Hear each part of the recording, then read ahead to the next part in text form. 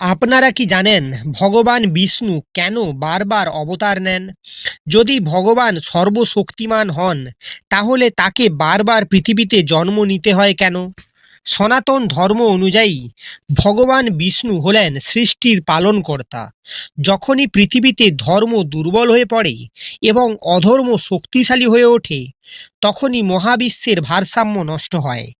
ভগবদ গীতায় কৃষ্ণ বলেছেন, যদা যদা হি ধর্মস্য গ্লানির্ভবতি ভারত, অর্থাৎ ধর্মের অবনতি হলেই আমি অবতীর্ণ হই।